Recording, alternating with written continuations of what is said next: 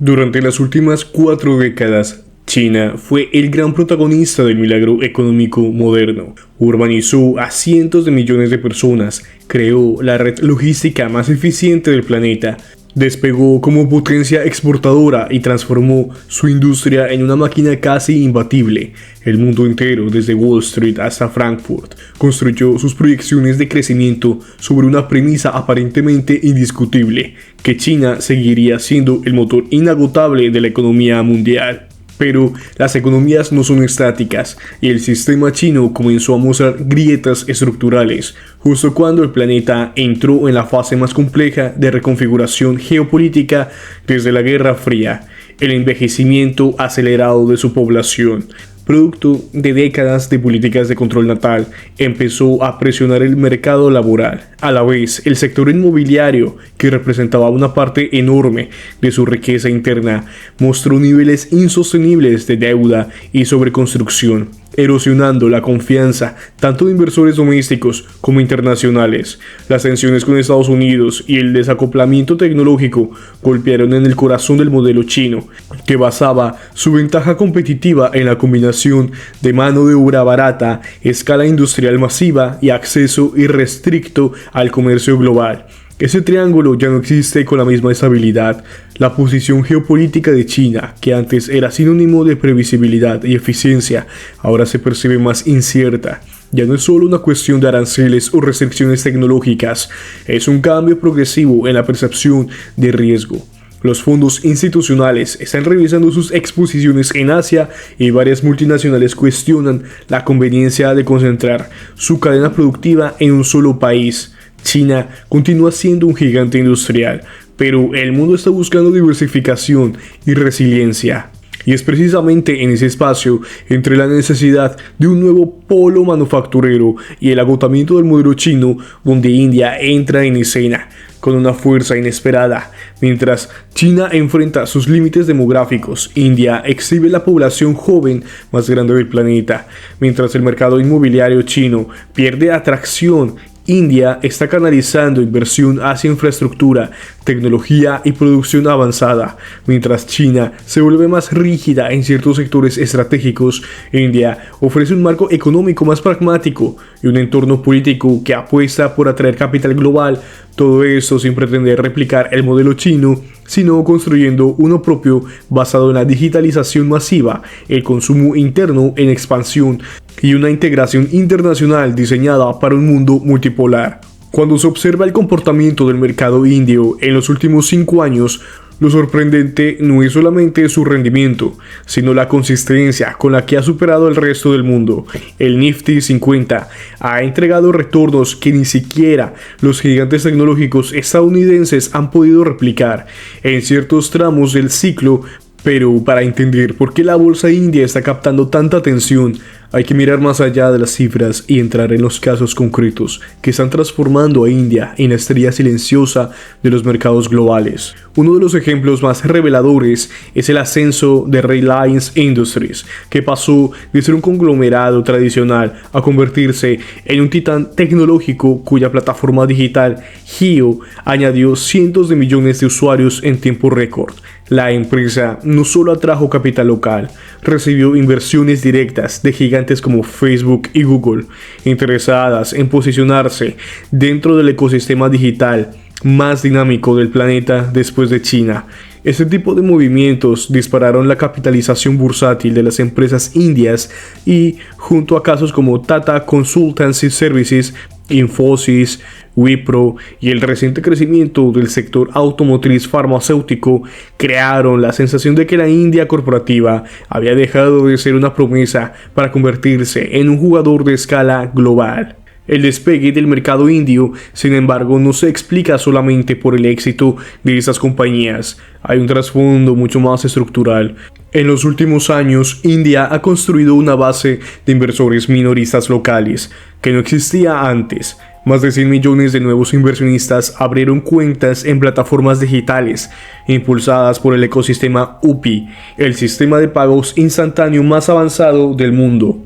Este fenómeno generó un mercado interno que, por primera vez, puede sostener subidas prolongadas sin depender exclusivamente del capital extranjero.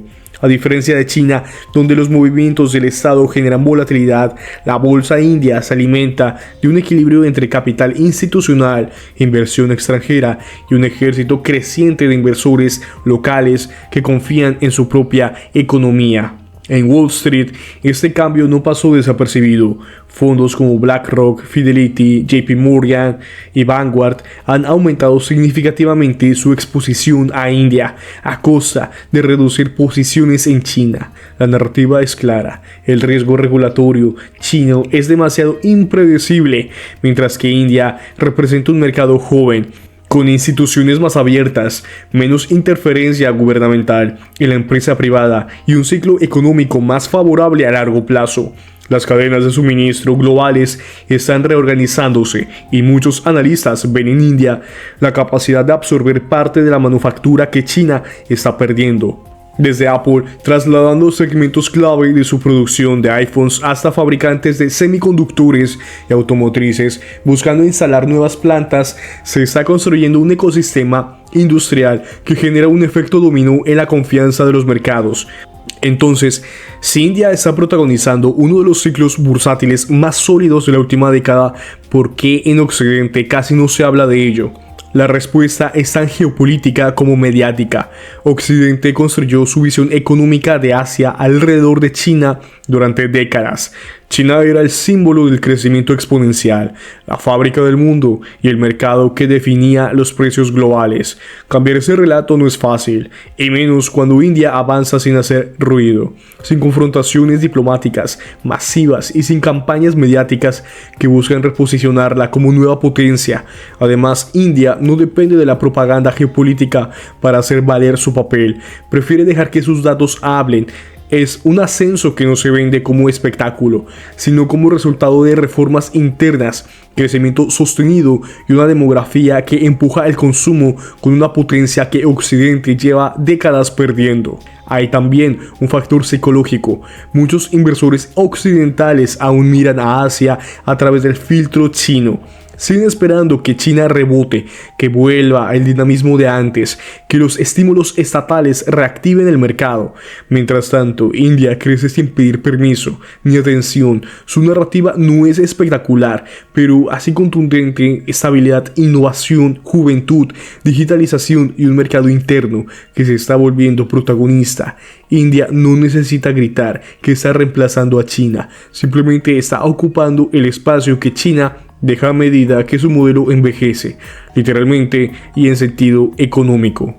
La verdadera fuerza económica de una nación no se mide únicamente en fábricas, tecnología o exportaciones, sino en su capacidad para sostener crecimiento durante varias generaciones. En este punto es donde China e India han tomado caminos completamente divergentes. China entra en una fase en la que cada año disminuye el número de trabajadores disponibles, lo que ha elevado los salarios, reducido la competitividad manufacturera y presionado a las empresas a automatizar sin necesariamente ampliar el empleo. Las familias chinas tienen menos hijos porque el costo de vida se disparó y la seguridad económica se volvió más incierta. Esto ha creado una base de consumidores cada vez más cautelosa, más envejecida y menos propensa a gastar. India, en cambio, está entrando en el momento más crítico de su transformación, una etapa donde la mayor parte de la población está en edad productiva, con aspiraciones de movilidad social y con un apetito de consumo que se expande año tras año. La clave no es solo que haya mucha gente joven, sino cómo esa juventud se está integrando al mercado global. India está produciendo ingenieros, programadores, técnicos y profesionales que ya no se limitan a servicios de back office, sino que ocupan puestos estratégicos en gigantes tecnológicos, centros de innovación y proyectos de investigación avanzada. Esa fuerza laboral crea un ecosistema donde el talento local se convierte en un atractivo para la inversión extranjera, porque permite que las empresas globales operen con eficiencia, reduzcan costos y encuentren personal altamente cualificado sin depender del mercado chino. El impacto demográfico también se refleja en la evolución del consumo. Mientras en otras economías asiáticas la demanda interna empieza a saturarse, India vive un proceso de ampliación de clase media que aún tiene décadas por delante. Cada año, millones de personas ingresan formalmente a la economía, acceden a crédito, compran bienes duraderos, cambian sus patrones de gasto y adoptan servicios digitales. Esta transición convierte al mercado indio en un motor donde el crecimiento no depende solamente de exportar, sino del poder adquisitivo de su propia gente. Y eso es exactamente lo que buscan los inversionistas globales, economías que no necesiten estímulos artificiales para expandirse. Cuando Apple decidió trasladar parte de la producción del iPhone a India, no fue un gesto simbólico ni un experimento industrial, fue una señal inequívoca de que el corazón de la cadena tecnológica global estaba cambiando de latido. El iPhone es más que un teléfono, es uno de los productos más rentables de la historia, la piedra angular del ecosistema Apple y una pieza crítica para las valoraciones de la compañía en Wall Street. Mover una porción creciente de su fabricación fuera de China es tan profundo como si Ford hubiera trasladado sus fábricas fuera de Estados Unidos en los años 50. Tiene un peso geopolítico, económico y bursátil que aún no se ha procesado por completo. Durante 15 años, China fue la columna vertebral de la producción del iPhone. Las fábricas de Foxconn en Shenzhen y Chengdu representaban velocidad, escala y eficiencia inigualables. Pero la estabilidad que Apple disfrutó comenzó a erosionarse. Entre la pandemia, las restricciones regulatorias, el aumento salarial, el endurecimiento político y las tensiones con Washington, el riesgo de operar concentrado en un solo país se hizo demasiado grande. El punto de quiebre llegó cuando las protestas en la mega fábrica de Shenzhou paralizaron temporalmente la producción global. Apple entendió entonces que su dependencia de China no era una ventaja competitiva, sino una vulnerabilidad estratégica. India, en cambio, ofrecía algo que ninguna otra nación podía replicar: una combinación de mano de obra joven, un gobierno decidido a atraer manufactura avanzada y un mercado interno gigantesco donde Apple quiere penetrar desde hace años. La decisión de incrementar la producción del iPhone en Tamil Nadu y Karnataka no fue una apuesta improvisada. Fue el inicio de un nuevo orden industrial. En menos de 3 años, India pasó de ensamblar modelos antiguos a producir ya modelos premium y convertirse en un nodo relevante dentro del ciclo global de lanzamientos. Para Apple, diversificar no solo reduce riesgos, abre una vía para crecer en un país donde la clase media está en expansión y donde el iPhone, aunque aún es aspiracional, recibe la misma veneración cultural que en Occidente. Para el mercado de capitales, el movimiento fue interpretado como un realineamiento estructural. En la bolsa india, empresas relacionadas con manufactura avanzada, tecnología, componentes electrónicos y exportación han experimentado un incremento en expectativas de crecimiento. No es que Apple cambió por sí sola la dirección del Nifty 50, pero su presencia reconfigura sectores enteros. El dinero institucional ve esto como un indicador adelantado. Si Apple crece en India, India crecerá como ecosistema tecnológico, y donde florece un ecosistema, florece la capitalización del mercado. En Wall Street, el impacto es doble. Por un lado, Apple se beneficia porque reduce su exposición a riesgos geopolíticos asociados a China, algo que los inversores ven como una protección a largo plazo. Por otro lado, el mercado estadounidense empieza a integrar a India como componente inevitable de su tesis de inversión global. Los gestores que antes analizaban Asia como sinónimo de China más algo, ahora están obligados a ponderar a India con más peso, porque la decisión de Apple anticipa un fenómeno más amplio: la migración progresiva de manufactura hacia el sur de Asia. El futuro que se está abriendo delante de India no es coyuntural, es estructural.